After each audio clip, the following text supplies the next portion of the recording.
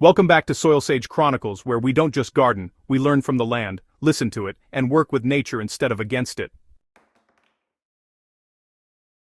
Today, I want to share one of the most quietly powerful soil building techniques I've ever used. It's simple enough for beginners, gentle on the knees and back, and yet effective enough to surprise even seasoned growers. It starts with something you're likely to have lying around: plain brown cardboard. But cardboard alone isn't the magic. The real transformation happens when you pair it with two hidden ingredients that work together to rebuild your soil from the inside out, encouraging your plant roots to travel deeper, stronger, and more resilient than ever before. If you've ever struggled with compacted soil, shallow roots, or plants that seem to dry out or weaken too fast, this may just be the method that changes your garden's life, and yours. So let's dig in. Most gardeners, focus on what they can see. We tend to obsess over leaves, flowers, and whether the plant is standing upright. But honestly, real plant strength begins invisible, deep in the soil, inside a world many gardeners never truly explore. If soil is compacted, roots just can't stretch. If soil lacks organic structure, it can't retain moisture. And if the microbial life is weak or missing, nutrients stay locked away, unusable, no matter how much fertilizer you add. Shallow roots lead to a few big problems: rapid wilting in heat, increased dependency on daily watering, poor drought tolerance, and, fragile stems and weak top growth. But deep roots? Deep roots change everything. Deep roots pull water from the lower layers. Deep roots access natural minerals. Deep roots anchor plants with real strength. And, the trick to encouraging deep roots isn't fertilizer, it's soil structure. This is where cardboard comes into play. When you place soaked cardboard into your garden and cover it, you are doing more than just suppressing weeds. You are building a carbon-rich foundation that invites the two greatest soil engineers nature ever created: earthworms and beneficial fungi. As cardboard slowly breaks down, it releases carbon, which is the primary food source for the fungal networks that help deliver nutrients to roots. At the same time, worms move into the cardboard to feed, leaving behind tunnels and casting trails that act as free fertilizer and aeration channels. This means, softer soil without digging, air pockets where roots can slip deeper, and slow-release carbon that supports long-term soil health. But, cardboard needs partners to unlock full soil transformation, and that's where the two hidden ingredients come in.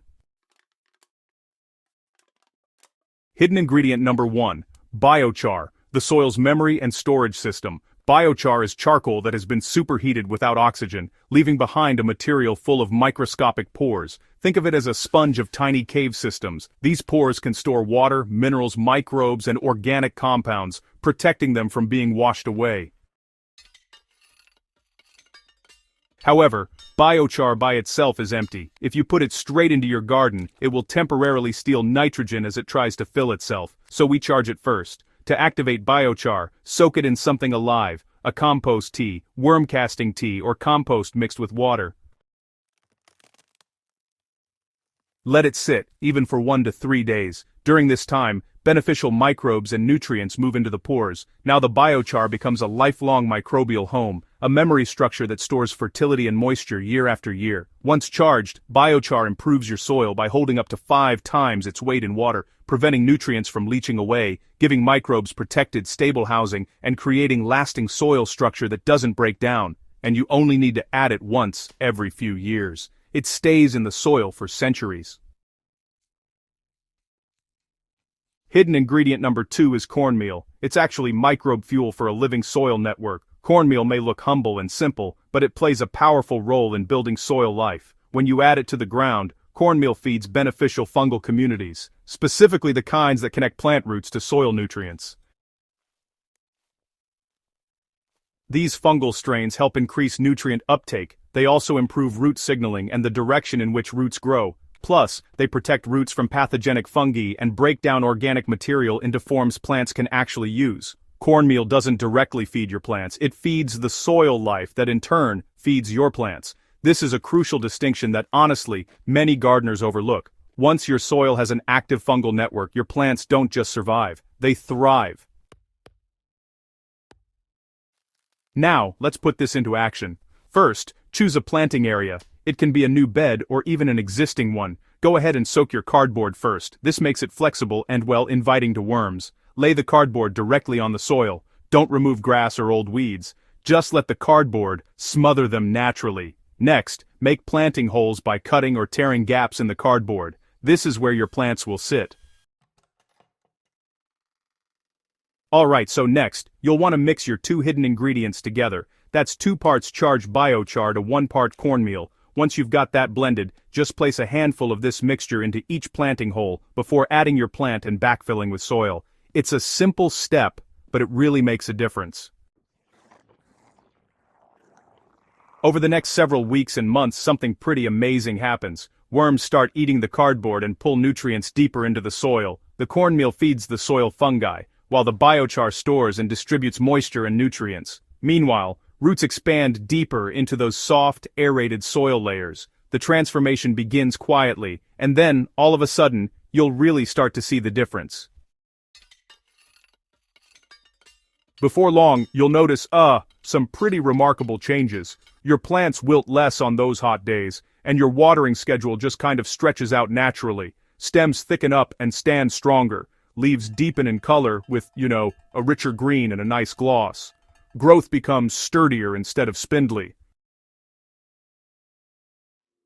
And, honestly, the biggest change of all, when you pull up a plant at the end of the season, you'll see long, white, vigorous root systems reaching deep, not just tangled mats hugging the surface. Deep roots don't just grow plants, they grow resilience.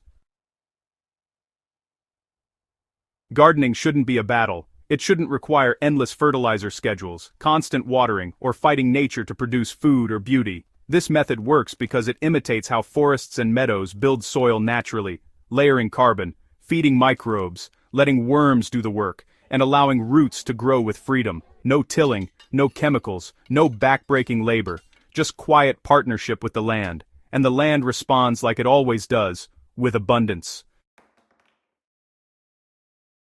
If this method speaks to you, it's because gardening is more than a hobby. It's a relationship, a conversation between you and the soil, and every time we choose to build the soil instead of forcing it, we deepen that connection. If you found this guide helpful, I'd love for you to subscribe to Soilsage Chronicles, where we explore gardening with wisdom, patience, and respect for the earth.